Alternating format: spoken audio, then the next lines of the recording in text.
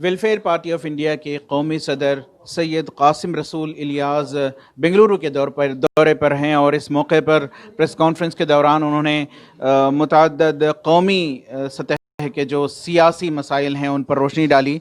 इस ताल्लुक़ से हम बात कर रहे हैं। सर बताइए कि कैसे देखते हैं मुल्क के जो सियासी हालात ख़ास कर हैं, जो चाहे वो 370 का मामला हो कश्मीर का, या फिर हाल ही में जो बिल्स पास किए गए हैं और हाथरस का मामला है, कैसे देखते हैं इन मामलात को? जमहूरियत में जो कॉन्स्टिट्यूशनल ने जो राइट्स दिए हैं उस राइट को न सिर्फ नाफिज रहना चाहिए बल्कि उसको परवान चढ़ना चाहिए। सेंट्रल गवर्नमेंट इस वक्त में है वो एक अथॉरिटेरियन रूल को नाफिज करने की कोशिश कर रही है मुल्क में, जिसमें उसकी कोशिश ये कि कोई अपोजिशन न रहे, कोई डिसेंट या इख्तिलाफ राय न रहे।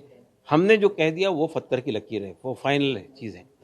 और यही वजह है कि अगर आप बात नहीं मानते तो आपके खिलाफ ईडी की कार्रवाई हो जाती है, आपके खिलाफ इनकम टैक्स की कार्रवाई हो जाती है, आपके ऊपर में ड्रैकोनियन लॉज अप्लाई करके आपको जेल के अंदर भेज दिया जाता है। मुल्क में बहुत सारे सवाल हैं, भूखमरी के वाक़यात हैं, अनएम्प्लॉयमेंट के वाक़यात हैं, किसानों के वाक़यात हैं। लेकिन अच्छी चीज़ ये थी कि इन सब के बावजूद आवाज़ उठाने का इख्तियार हमको हासिल था, अपनी एजुटेशन का इख्तियार हासिल था, हुकूमत के फैसलों पर तनकीद करने का इख्तियार हासिल था। ये इख्तियार अब सल्ब हो रहा है। सबसे बड़ा अलमिया इस वक्त का यही है कि हमारी जो जमहूरियत है, हमारी जो डेमोक्रेसी है, वो उसको कर्टेल किया जा रहा है, उसको ख़त्म किया जा रहा है। हमारे वज़ीर दाखिला ये कहते हैं कि पहले हम सीएए लाएंगे, उसके बाद एनआरसी कंडक्ट करेंगे। तो एक मैसेज क्लियर है कि जो लोग उसमें मुसलमानों के अलावा आएंगे उनको सीएए के दरवाजे से हम अंदर ले आएंगे और मुसलमानों के लिए रास्ता ख़त्म करेंगे। तो यहाँ जो हमारी तलबा ने, हमारे स्टूडेंट्स ने, हमारी ख़वातीन ने इस बात को महसूस किया कि सीए का जो कानून है वो डिस्क्रिमिनेटरी है और हमारा कॉन्स्टिट्यूशन इसकी इजाज़त नहीं देता। उसके खिलाफ वो खड़े हो गए। लेकिन चूंकि सेंट्रल गवर्नमेंट का अप्रोच ही अथॉरिटेरियन था, डंके की चोट पे नाफिज होगा, शाहीन बाग कितने खड़े हो जाए कोई परवाह नहीं, हमको हम नाफिज करके दिखाएंगे।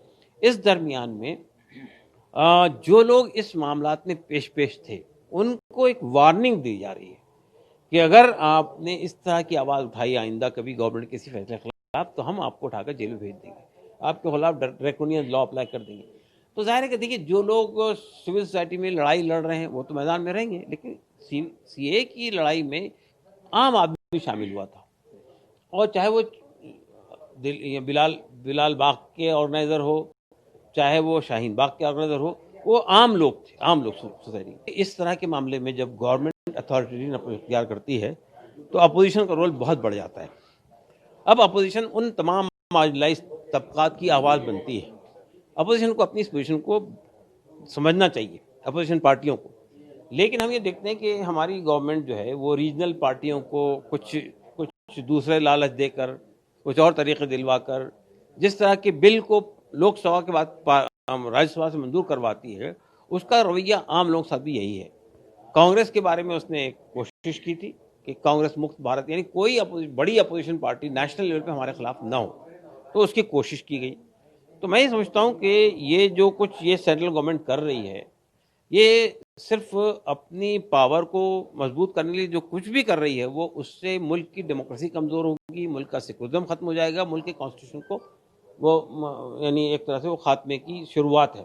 सर इन हालात में जबकि कई सियासी व सामाजिक कारकुनान का ये कहना है कि मुल्क एक सिविल वार की तरफ भी बढ़ रहा है और पेचीदगियाँ सियासी तौर पर ख़ासकर बढ़ रही हैं, तो इन हालात में वेलफेयर पार्टी या फिर जो दीगर मुसलमानों की क़ियादत में जो पार्टियां चल रही हैं या फिर जो सेक्युलर पार्टियां हैं, उनका क्या रोल होना चाहिए? सियासी पार्टियों में अब धीरे धीरे ये बात आ रही है। आप देखा होगा सीए एनआरसी के सिलसिले में अब 6 अपोजिशन पार्टियों ने, बड़ी पार्टियों थी, उन्होंने राष्ट्रपति को एक विज्ञापन दिया, एक मेमोरेंडम दिया कि ये फैसला गलत है और ये इल्ज़ामात गलत। हालांकि उनको उस मौके पे सामने आना चाहिए था जब सीए एनआरसी का मूवमेंट चल रहा था।